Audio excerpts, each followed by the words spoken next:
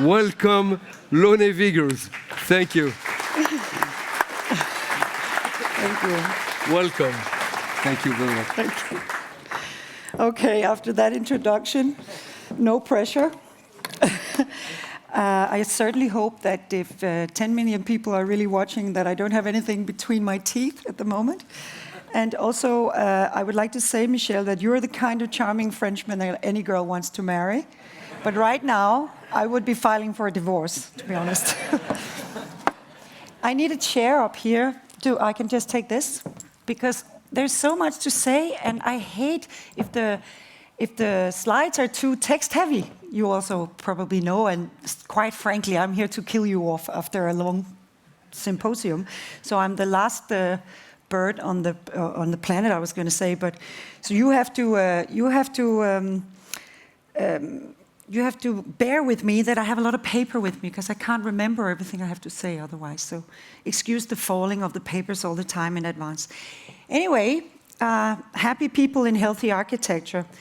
Yes, so I'm Lone Wiggers, and I come from C.F. Møller. You just had the introduction, and it's a real great honor for me to be here. I really sincerely, humbly thank the organizers for inviting me. And I'm going to talk about the use of evidence-based design for a more healthy architecture. And I would like to say a little bit about the cultural and historical aspects of the use of daylight in architecture. And I'd like to show you a couple of cases of how our office is working with these elements in public buildings especially. So who are we really? We are a modern international architects office, and our company was founded in 1924 by the professor and architect Christian Frederik Møller, who actually became the first head of the architecture school in Aarhus as well, which also gave birth to C.F. Møller becoming a partnership because he couldn't do everything. So he had to get some partners to help him. They started the office with Kai Fisker, whom you probably know, all the Danish architects in the room at least.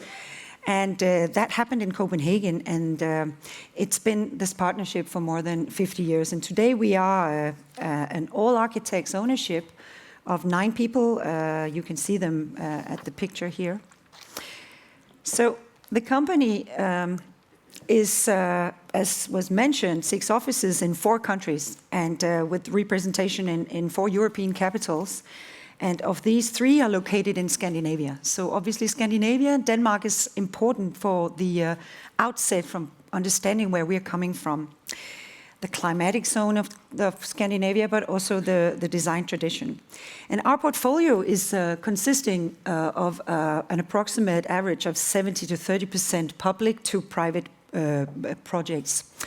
So our comfort zone really lies with the Scandinavian welfare state, I would say. And we actually designed the welfare state. We designed the universities, the schools, the hospitals, the museums, the sports arenas and the research buildings, as well as, of course, housing and offices, and that for more than 90 years.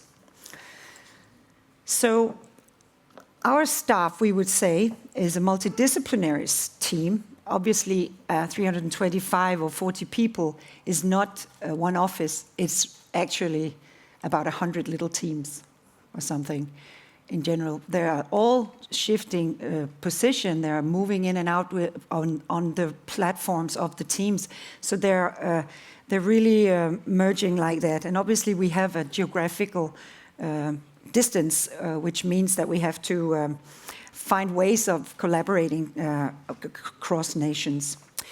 But we're working not so much out of an architectural style, because that would not work with 100 little teams, and that's not really interesting, we think. If you know the architect Oscar Niemeyer, you could say that man has one architectural style, which is, by the way, totally beautiful, and I'm in awe. I just went to Brazil and saw it.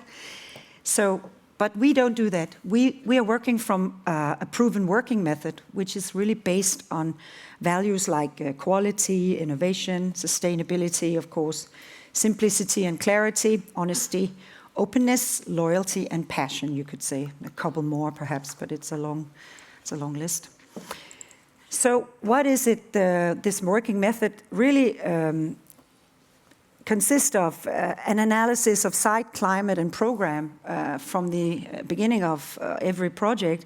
And this analysis will inform and inspire an integrated and sustainable functional and aesthetic architecture. So it's an architecture that's integrated with the local context, the genius loci, like we just heard. And it's also adding value to local context. It's important to give more back than you start out with. It's also inspired by users, because working for the public, the users have a very democratic say in how they think the buildings should work. So they're actually being included democratically and being asked, how do we design this building the most efficient way for you guys to work in it? So that's an important differentiation between the private and the public architecture. We also try to innovate standards, though we know that there's no realism in innovating everything, but we need to innovate every time to actually move ourselves, move the world, and just move on to new horizons. So we have to challenge the standards and the norms we meet, and also the perception of the same that we often meet. So it's a design which is inspired by evidence of what makes us feel good and thrive as humans. Yeah, since this Scandinavian welfare state was born, there has been a close-knit relationship built between the design sector and the public sector. That's been established because the people paid with taxes for public care and education for all, and in return they asked for good design. So the architects and designers, they were valuable to the evolution of the planning and building of the welfare state. And this relationship was founded on a mutual respect for the profession and a loyalty to the ideal of the common good. So the quality of public design has traditionally been very high in Denmark and in Scandinavia. So you could argue that the common building, the building quality of society's common buildings, it's all our buildings. It actually is so powerful because the welfare state is so important in the Scandinavian societies that it actually rubs off on the private sector as well.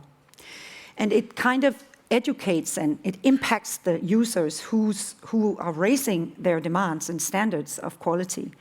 And so when the public sector takes a strong lead and sort of goes ahead in demanding quality of design, pressured by the user, it educates the population again and raises the expectation for quality. So this is a very interesting circle, and I believe personally that that's one of the reasons why the Scandinavian countries have this high design profile, because it's a democratic user pressure and expectations of more and more good design. What we're seeing now, unfortunately, is that politically there are not the same kind of respect and loyalty to that quality program. There are other issues that are more important, apparently. So this is a challenge that we can feel every day when we go to work. So the aesthetics of the Scandinavian design, what is it really? What does it look like? Well, the designers have sort of, there has been this priority to function and affordability over preciousness and luxury. But as I write, it's not so cheap to buy. I mean, it's not like it's super affordable, all of it. But it used to be, and it's a good aim anyway. So just to say that that's where it's coming from. Giving form involves, of course, solving any functional, personal, or societal challenge in a simplified way. It's a kind of do more with less approach. And Danish furniture and industrial designer Mads Odgaard, you probably know him, he describes this as an urge to take away. So to remove all kind of design clutter in an object. To keep cleansing it down, cleaning it up, cleaning it up, cleaning it up, until you reach the perfect. It's a kind of a Zen type of approach to design, which is, I find, interesting. So it's not just because we don't have the machine that can make all the doodle-doodle-doodle. It's because we don't think we need the doodle-doodle-doodle to be happy. That's a good explanation, and I hope everyone out there got that clearly. Anyway, sorry about that. Okay, so there's a kind of quest for simplicity or minimalistic logic of form, aesthetics, and material. And also, this tradition is based on a scarcity of resources. The countries didn't have many natural resources, and also it is based on craftsmanship.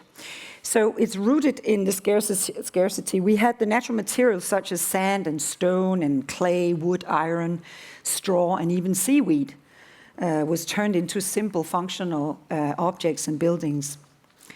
And that's one of the reasons why there's a kind of clarity to the design. It's not so you're not using every every material in the catalog, you could say. So it's more clean like that. So let's talk about evidence-based design. So evidence, what is that really in architectural terms? Evidence means proof. And to be working evidence-based means that you're critically, systematically, and explicitly ensuring the application of the to-date best knowledge onto a given issue. And you may ask, okay, what is the to-date best knowledge then? Well, that is exactly the research-based knowledge, it could be the experience-based knowledge, or it could be the sense-based knowledge. So obviously, there's a route from the extreme, the real research, the real science that a lot of you guys are doing here, scientific meta-analysis, systematic reviews of cohort studies, and so on. And then there's this just goes, maybe I should have flipped it up and said goes up and up and up. It goes down and down and down to actually ending into the intuition.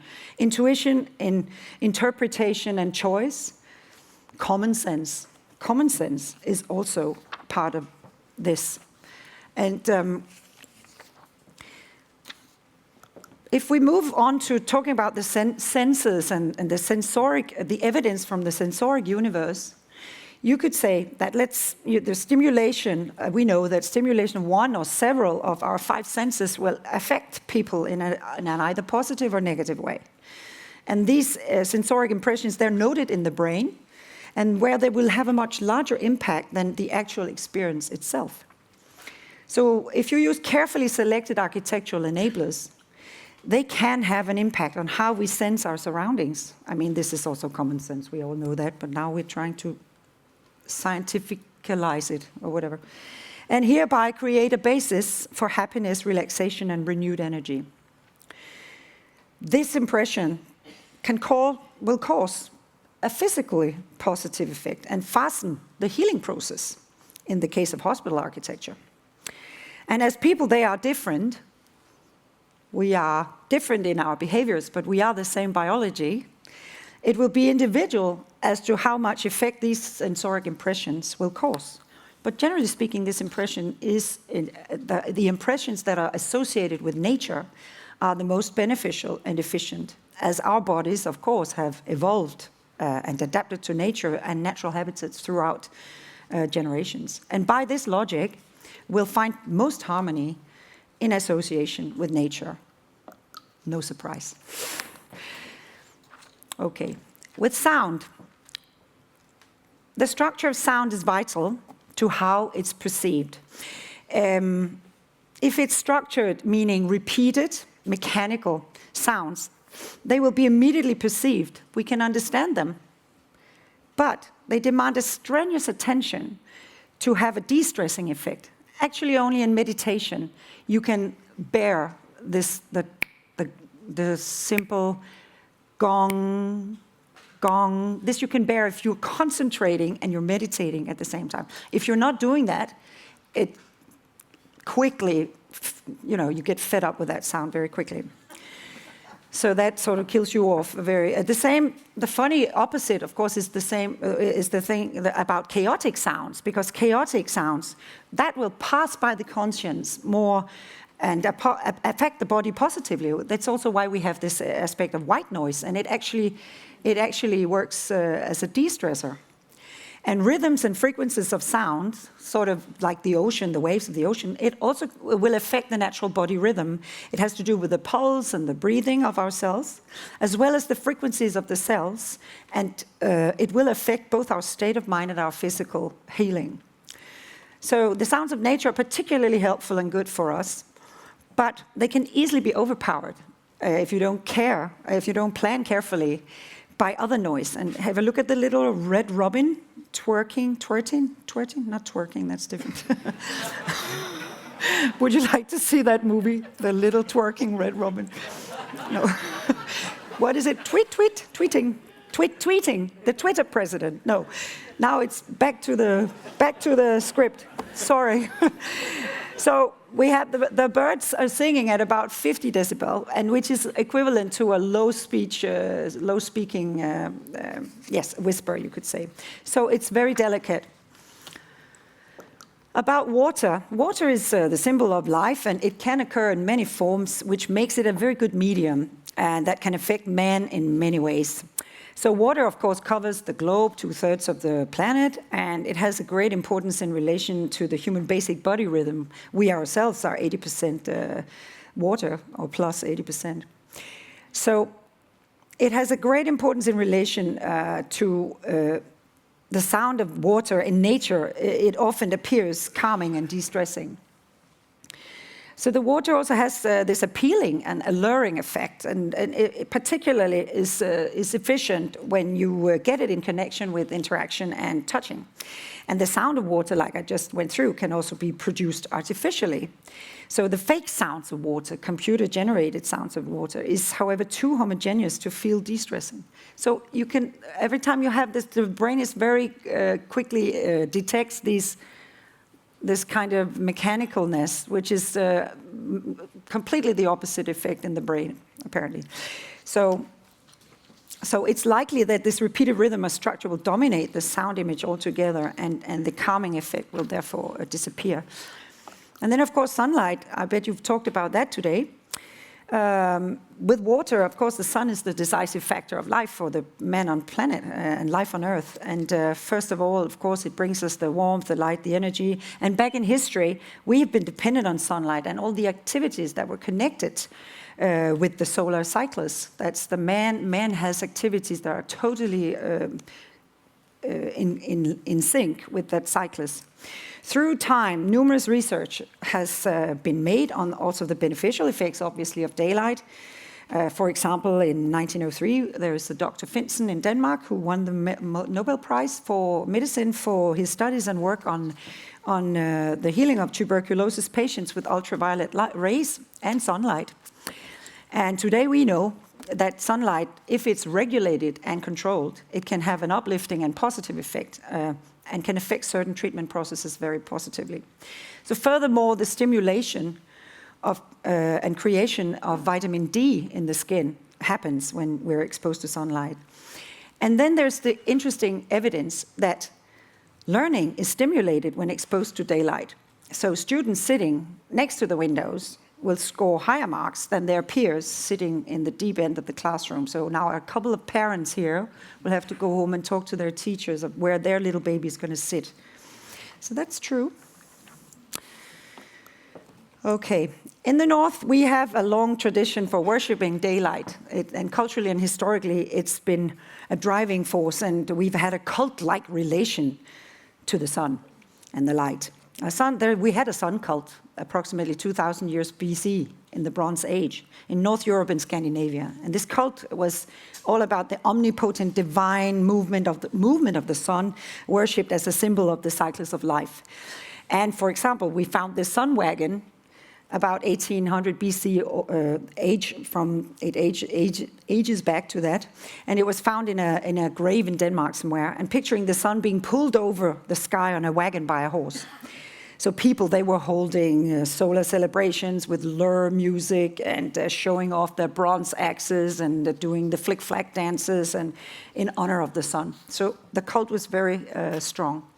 And to please the sun god, they even had this, they got up every morning and ensure to sort of please them and ask the sun to get up every morning and ensure the life and survival of the people. They even sacrificed to the sun by bearing gifts and live animals and even later people and tossing them into the lakes and moors in order to ask for wishes granted in return. So please get up tomorrow, we'll kill our neighbors to prove that we really mean it. It's a big gift. And this is interesting, by the way, it's just a small side remark, because today we have a leftover of that ancient cult thing, because we are tossing a coin, which is a small gift, into the fountains, the water, to ask for something private has to happen to me, something granted from above. So that's an interesting little thing that actually derives from the Bronze Ages.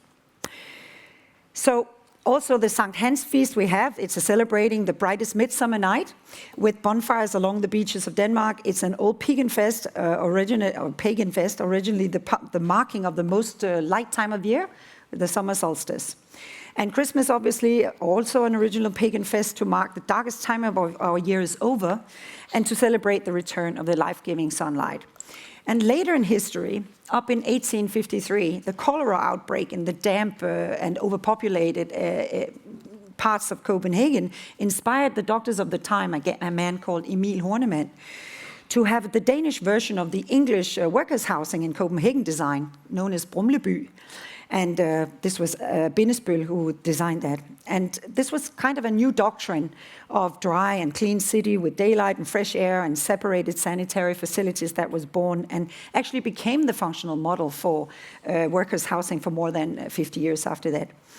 And in the beginning of the 19th century, Denmark also joined the modernist movement in architecture, which founded a lot of our current values in building design that we know today, and which also gives priority to function and of affordability over preciousness and luxury.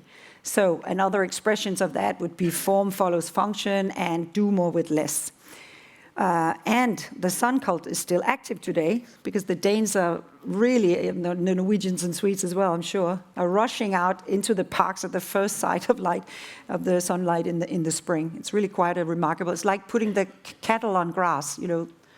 Once you let the cattle out of the stable, they're like going bananas. It's a little bit like that in Kongens Have in Copenhagen every year. Okay, in the north, we have some the effects of daylight. It sort of also is, of course, embedded in architecture. And it comes out in different ways, and I'm only mentioning some of them here. But the daylight and shadows are defining, of course, and nuancing the space and form of buildings and building components, as well as it also it defines the use and the functionality of the space. So the architects have always been shaping and molding the spaces, the buildings and the cities with daylight, being it as a puddle of direct sunlight on the floors of the building, the translucent screening off of the light, the dynamics of experiencing daylight inside out, or blending it with artificial light. And the aim today of the architects, of course, is to shape the buildings and cities as such that we can get as much, a maximum daylight into the work and living spaces, based on all the knowledge we know how beneficial it is, and without gaining the heat. So that's, of course, this counterproductive exercise, which is causing a lot of interesting research work. So a modern version of worshipping the daylight is really represented by the use of a lot of transparency, glass, and reflection of light. But we also have some norms and regulations. The building regulations state that all workspaces must have adequate levels of daylight for work. It's a work environmental legislative reason. So 2% daylight factor on working station surfaces. Only temporary workspaces are allowed in places with less daylight. And the buildings mustn't be too close to each other, defined by height restriction laws, of course, for the city, what we in Danish call højdegrænseplanner. So for the offices, the result is that we are having temporary rooms placed in the depth of the buildings. We are using the borrowed light for that. But the office buildings with large but solar-shaded windows, we find that. A lot of large but solar-shaded windows. We have emerging pool of intelligent sensor-driven solar shading with the movement of the sun, and more north-facing openings and atriums and skylights into deep building mass and bodies. And that's really every day we come to work, we pull up our sleeves and say, okay, that's today's work. That's what we have to do. All architects in Scandinavia. So when you come to housing, housing in Denmark must have adequate daylight factors in living area. Building regulation states 2% daylight factor in 50% of living room floor plate. So a lot of light into the living room. What we see in the design today is therefore that the ground floor housing, which is lowest in the dense city, have extra ceiling heights so that the light can come in. and good ceiling heights in standard floors as well. We have a rule saying 2.5 meters in housing, but a lot of developers are seeing that, okay, we have to live up to daylight restrictions. Okay, we need a little higher rooms. Yes, that's great. It's much better with a little bit more height. So that's actually a good example of how a building norm can change the expression of architecture and the rooms. If we have balconies protruding from the facade, they will be used actively as solar shades, but also they will be shifted a lot because you have to ensure that all stories have enough daylight inside. Functionalities will be placed in the building mass according to the daylight demand. So we will put office retail in the deep streets and housing above. And I kid you not, but that's seen before. I would say that's an old knowledge. We've always done that for other reasons, but it's actually also a daylight requirement today. We also will use all the roof terraces, all the roofs will be used for active daylight harvest, or daylight harvesting or exploitation because of the density. We will see setback roofs, mansards, with mansards more setbacks so that the light can really enter into the streets. And we will see homes generally with large windows facing in any direction. So evidence-based design demands a holistic approach to the architecture of hospitals. So this idea is to prove the idea of using evidence-based design is really to prove the long-time advantages and societal values in the lifespan and running of the buildings, which justifies a higher and better built-in quality in the design and planning particularly design of hospitals. In this wheel of integrated evidence-based sustainable hospital design, all elements in the circle will help patients to recover quicker, bring down human error, give a positive experience, etc. And it'll actually shorten the healing period and bring down the hospitalization time. So that's a lot of economy. We know that it'll optimize the future needs for patients as well as relatives and staff. So resulting in faster healing process, shorter duration, better patient safety, far more efficient operation and lower energy consumption during the lifetime of this hospital. And it'll add to the building cost, yes, but we'll see savings on staff satisfaction, meaning no sickness day or less sickness days, energy and operation efficiency, and shorter recovery times for the patient that will outweigh the initial cost by far. So in other words, it's cheaper for the taxpayer in the long run to implement the newest know-how today at a higher building cost. Because there's this interesting correlation, obviously, that when the cost of a hospital, you can see here, construction versus running cost. So the dark blue part is the construction cost. And the light blue part is the running cost of what a hospital is costing society in its lifespan. So it's a lot of money to run the hospital for 50 years, but it only costs this much to build it. So why save on obvious ideas here when you can actually reduce the cost in the big blue one? So there's kind of box thinking in our countries. I think it would probably be the same thing in many countries. When you're the state or when we're investing in a hospital, the state actually pays from two boxes. They've got a box for the construction, and they've got another money box for the running cost. And these boxes, they don't speak very well together. This is a problem because all the knowledge we know when we do the construction is not really harvested in the running of the building. So in other words, when the cost of a hospital is a fraction of the cost of running a hospital for its lifetime, how come we don't spend a little more of evidence-based quality to ensure that society gets the most value for our tax money? And is this not more important than one or two fellow persons' political career? Because you can see the man who gave the order to decrease the budget in the blue, he's living after the hospital is finished, but he's dead before the hospital is finished running. So why is he so important? That's my question.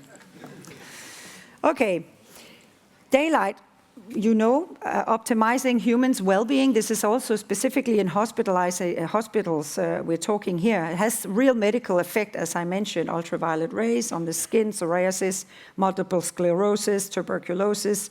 The daylight helps maintaining a normal daily biorhythm because it becomes a positive effect on your sleep cycle, and healing times of patients will go down. It helps reducing depressions.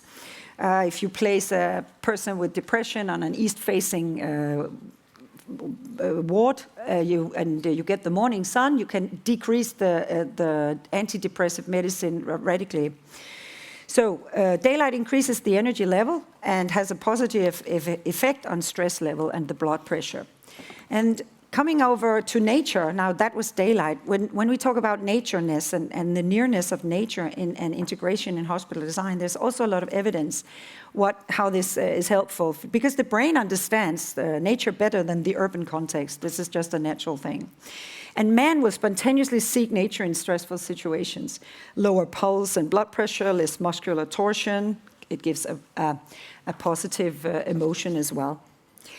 The curves here I'm showing you on the left is just a small curves showing how the impact on the blood pressure for patients exposed to images of the nature versus images of the traffic. So you can see at the graph in the middle, you have this, it dips down, the blood pressure is falling radically when we're looking at nature rather than the top graph, which is showing how the blood pressure reacts when you are looking at traffic. I'm sorry, but I know that intuitively. Don't you know that intuitively? I know that. And the other image, the gray one, is showing a significant decrease in use of painkillers for patients exposed to nature versus those who are exposed to a hospital wall. We have quite a lot of patients in our hospitals who have to be in the hallway. You know, it's not we're not terribly proud of it, but not all can get a room and a look at the nature. Some have to be in the hallway, and that's very bad because they eat a lot more medicine, the ones in the hallway. So luckily, when we have 7 huge super hospitals on the way in Denmark, the government was actually standing up to some of this evidence and ruled that all the hospitals should be made with 1 patient rooms. So not 2 patients, but 1 patient in each room. And there's a number of advantages for that. Of course, it reduces stress from other patients. It ensures more quietness and quicker healing. So it lets the patient be close to the view of the window, and they can enjoy the comfort and safety of having families staying overnight. And these high, with the light coming long in, but low set windows looking at the nature, these windows allow for ample daylight and seeing the nature when you're lying in your bed. So, and the ambience of the room should be non-institutional and many natural materials, again, close to the body, and without compromising, of course, a safe and clean environment for germs and the cleaners. So, really, a hotel is more what you should look for, kind of a home away from home. I don't know if you're really sick. I think it's perhaps a little far-fetched, but it's better than doing the other thing anyway. So, 2 cases. That was a long introduction. Here are the 2 short cases. The first case I'd like to talk about is the technical faculty in Odense. It's an addition to the Faculty of Engineering, University of Odense. It's a public building and it's an education facility, obviously. It houses 4 institutes: the Institute of Material and Construction Science, the Institute of Nano-Optics and the Environmental Science Institute, and the Robotics Institute. So it's all the nerds, the technical nerds who are here. Thank God. The design of this building needs to fulfill 2 important things. And it's focusing on using evidence of the positive effects on daylight on learning. But the 2 important things it must highlight is 1, highlight and signal the innovative research environment that goes on inside. 2, it's a huge box. The building footprint is equal to a football field. And this 120 meter by 60 meter full site footprint is 3 stories tall. So 3 football fields stacked. So how to provide daylight to all rooms inside this enormous volume? turning them into bright and welcoming and work-efficient spaces adequate for optimal learning. So the program started out, of course, with, okay, we'll have an open plan office layout. Everyone is sitting together around the periphery of the building and deep inside, and we can do blah, blah, blah. No, no, no, no, no. And this is the beauty of the user involvement. We want cell structures. We want an office each. Oh, but that will take up a lot more space. Oh, yes, but you must put some more rooms inside. So have a look how dense it is. You can see on the left. It's completely packed on all 3 floors. So all square meter and all daylight elements had to be hard exploited. The solution, of course, was to build this glass box, a skin of glass around it, to lead in a maximum amount of daylight inside, and then screen it off again with various ways. So the volume is cut up in 5 individual buildings and connected with bridges. And the offices are organized along the perimeter with the 2% daylight factor demand, and the labs and the meeting rooms are based in the center on the borrowed light mandate for more temporary works. And the cuts in the envelope acts as a source of daylight, obviously, and combined with these canyons that are cut in, and they are combined with an expressive solar screen that can control the heat gain on the building. The screen also, you could argue, will give character to the otherwise very simplistic and quiet box volume. So there are many bridges that are connecting into the central part, which is this copper-clad centerpiece of the faculty. So that's highlighting the shared facilities for the 4 faculties, and it contains the auditoriums, the cafes, and other educational spaces, but it's a lot of this, the common ground for all 4 institutes. The connections are allowing for the boundaries in the building to be more fluid, and it also supports this knowledge sharing that you can visually see people, oh, I have to talk to this guy, oh, I have to talk to this girl. So this cross-pollination of ideas is important in this learning space. So this main staircase, it really acts as a place to see and be seen, a city plaza or a town hall square of the building. And it helps also to orientate the user of the building, so sort of has an efficient wayfinding. And from here, you can also observe all the activities in the labs around. So because the walls would be transparent dividers so that you can see from the central part of the building to the outside through the building. So above these 3 canyons of the building, the roofs are penetrated by very large, and yes, ladies and gentlemen, here it comes, VELUX skylights. Okay. And we have the offices placed along the perimeter of the building, and it has a relatively unobstructed view, you would say, of the nature outside. And it's adding, this screen, of course, is adding to the user's comfort, but also the nature outside, as we proved earlier on. So these surfaces are highly reflective and painted, so high gloss, like reflective glass and high gloss paint, and they're painted all white in order to support this ever-traveling bouncing off of the daylight into the building and the daylight levels inside the lab rooms in the depth of the building. Oh, okay. This building screen, just 1 minute, because you're all architects, or some of you are, and would be perhaps interested in that. It's consisting of a 6-centimeter thick CRC prefabricated perforated panel in 7 different patterns that can be combined. And these different circular diameters, they have been optimized to act as a solar screen and glare protection, and it reduces 50% of the sunlight. So the faculty here, I would conclude, is an example of a sustainable, innovative science building, and it's based on findings and evidence of which design enablers should be used to obtain the maximal well-being in a perfect learning environment to support this interaction and networking. I have very little time, but I have a couple of pictures here on the Maersk Tower. I'm sorry. The Merz Tower is a recently inaugurated research facility forming part of the Faculty of Medicine in the University of Copenhagen, 42,000 square meters of education and state-of-the-art research spaces. The client is the Danish state, the users are the medical students and medical researchers, and the tower was partly paid for by the private foundation, the Maersk Foundation. And the tower raises above a base of lower buildings spreading out onto the side like petals of a flower.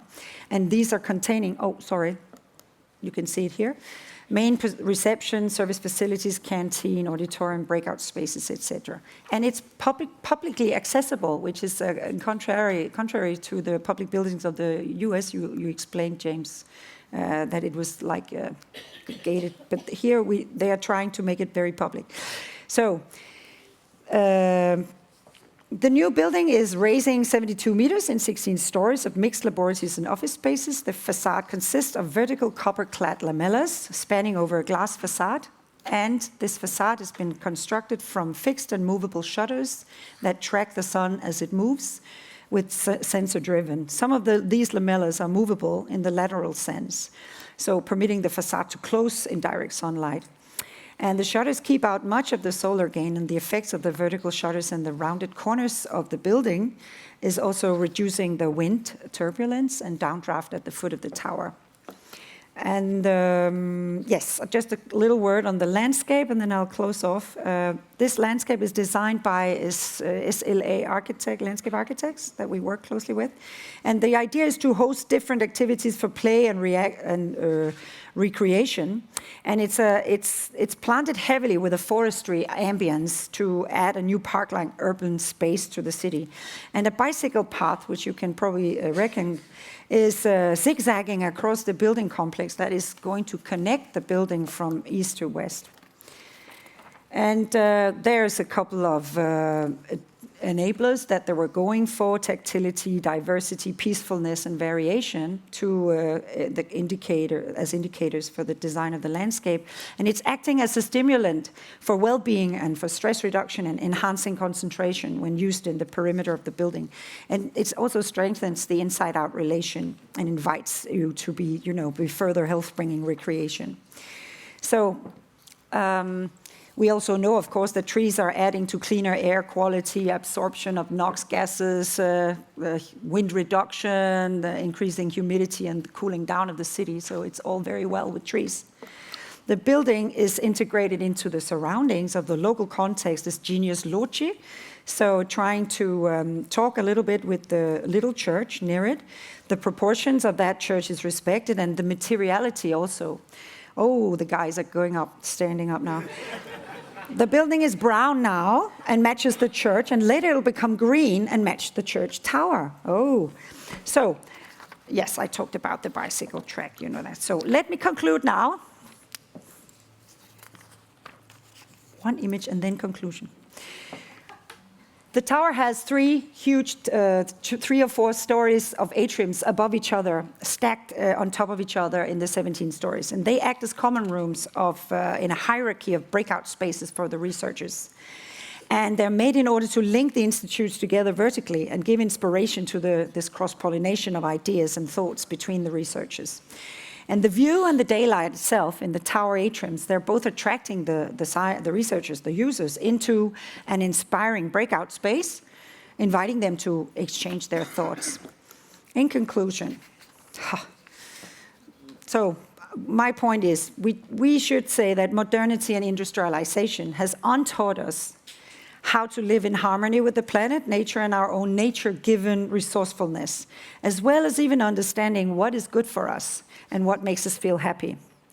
So the examples here from the hospitals and the 2 universities, this shows how architectural knowledge have been put into use. This knowledge, of course, is based on both professional know-how on aesthetics, functionality, technique, behavioral patterns, also based on hard scientific evidence. And frankly, quite a lot of it is based on intuition and common sense. And for many years as an architect, I've been fighting and discussing with clients and contractors how to raise the construction budget, arguing on my soft intuition for what I know is good for the building and the people inside it, in the lifespan of the building. Many of you will know exactly what I'm talking about here. So when arguing for an evidence-based design, science comes to the architect's aid by giving scientific proof to what we all know as self-evident truths of what makes humans thrive. We know it with our bodies, we know it with our hearts, but it helps us to design based on documentation, and it helps us argue for a connection between construction cost and running cost in public buildings, the buildings that belong to all of us. So we're getting more and more scientific proof of what we have, perhaps always known intuitively, to be attractive for the well-being of people. New knowledge that, perhaps combined with modern technology and digitalization, or it should also challenge this rather standardized comfort norms that we see in our building regulations to cater for individual needs. Because we are different in our behavior, but we also have a lot of biology in common. For example, how the brain reacts positively to nature sounds, such as the chaotic sounds of a burning fire, running water, the ocean waves, the sound of birds, and laughing children. And remember how we instinctively seek a spot in the sun or a spot in the shade and go for a swim in the sea or a walk in the woods. So these are perhaps the true added values we should be looking to elevate to future sustainability goals. And we are getting more and more science to back it up. In other words, we have to relearn how to design with and by nature's common sense. As architects, we have an obligation to look at ideal long-term effects for the users when creating tomorrow's buildings and cities. For instance, looking at what elements and enablers in architecture keeps us healthy, for ethic reasons and for economical reasons. We will achieve this by arguing for intuition, common sense, backed up by hard evidence from new research and new technologies. These future healthy, intelligent, and empathetic buildings will physically and mentally, and thereby ultimately, have an impact on people's happiness. And with this, I thank you for listening.